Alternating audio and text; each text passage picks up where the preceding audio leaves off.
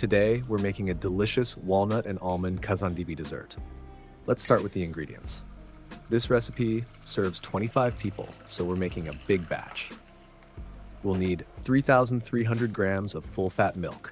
If you're using pasteurized milk, make sure it's full fat for the best texture.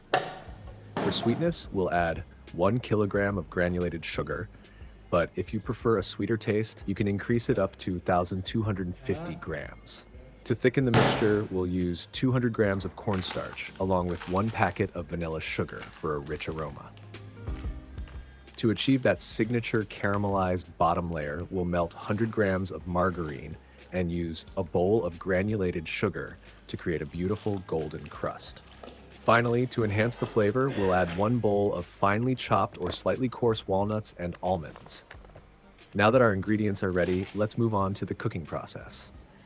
This version keeps the tone natural and engaging for an audience. Let me know if you want any adjustments.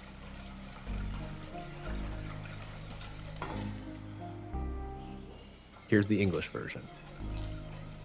First, we combine the milk, sugar, margarine, and vanilla in a large pot. Before heating, we mix well to help the sugar dissolve. Meanwhile, we set aside a small amount of milk in a separate bowl. We add the cornstarch and stir until smooth. It's important to keep this mixture cold to prevent lumps. Now everything is ready. Let's move on to cooking. Let me know if you need any adjustments.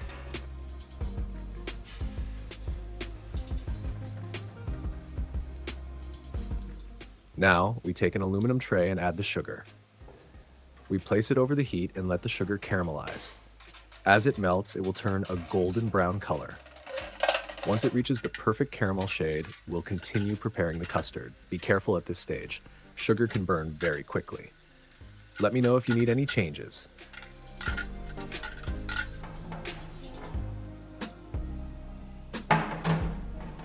We continue preparing the custard. First, we heat the milk and sugar in a pot, letting it come to a boil. Once the sugar dissolves and the milk starts to heat up, we'll add the cornstarch mixture that we previously mixed with cold milk. But we need to be careful here. Add the cornstarch mixture gradually while stirring constantly. If we pour it all at once, the custard may form lumps and lose its smooth texture. So we keep stirring until the mixture becomes completely smooth and homogeneous. As the custard thickens and starts to bubble, we enter a crucial phase of the cooking process. At this point, we use a ladle to stir the mixture, helping to aerate it. This method makes the custard lighter and silkier, and it helps the steam distribute evenly. If we skip this step, the custard may become thicker and denser. If we're aiming for a light and smooth texture, this step is essential. After a few more minutes of boiling, the custard will reach its ideal consistency. We want it to become smooth and shiny. We continue stirring without stopping until we're sure we've achieved the perfect texture. Now, the custard is ready. We can move on to the next step. This version fits the 1.5-minute duration. Let me know if you need further adjustments.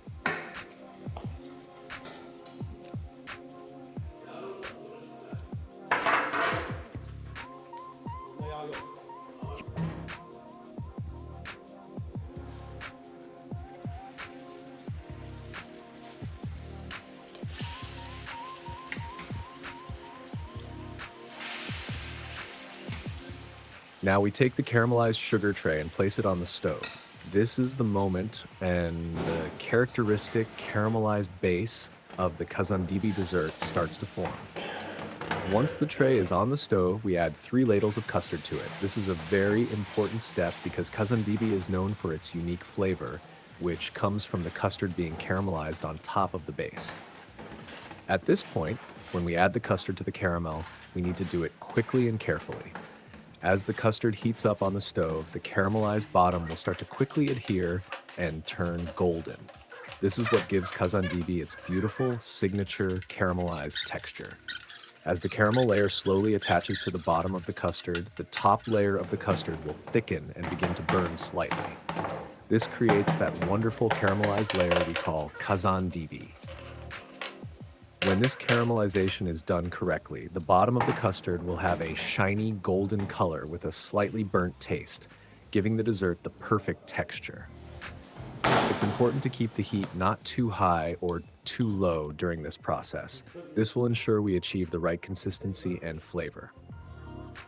Once this step is completed, the signature bottom of the Kazandibi will be ready, and the foundation of our dessert's flavor will be established. This version fits the 1.5-minute duration. Let me know if you need any changes.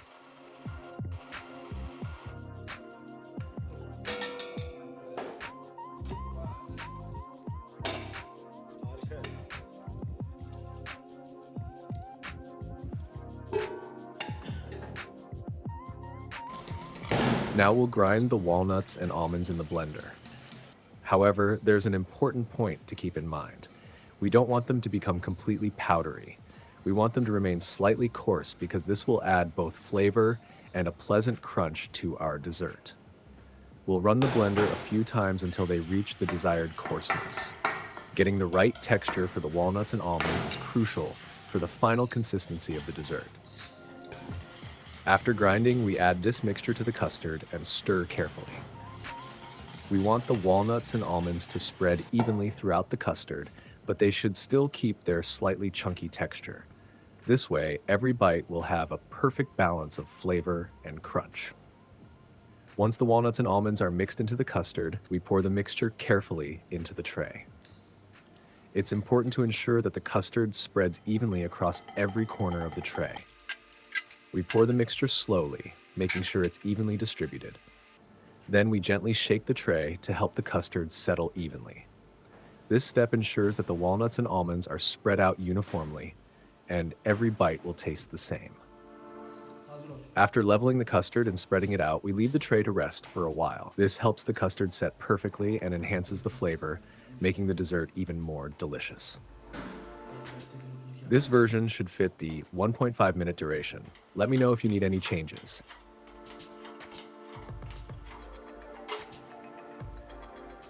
Here's the English version of your script with a closing message added. Now, our dessert needs to cool down before serving. Cooling is very important because it allows the custard to set properly and helps it slice more easily. We'll place some ice underneath the tray and wait for the dessert to cool completely. This will ensure that the dessert cools down quickly and is ready to be served. The ice helps the custard's texture settle, which is especially important for desserts like Kazandibi. After placing the ice, we need to make sure the dessert is fully cooled. Once cooled, we carefully begin slicing the dessert. It's important to wet the spatula before slicing. This will prevent the dessert from sticking to the spatula and help us achieve clean, smooth cuts. After slicing, we gently flip the dessert over. Now it's ready to serve. Adding a sprinkle of ground cinnamon on top is a great touch. If you like, you can also add extra toppings like chocolate sauce, cake decorations, or pistachios, but it's not necessary. The dessert is already delicious as it is. Thank you for watching. If you enjoyed this recipe, don't forget to like, comment, and subscribe for more delicious recipes. See you next time.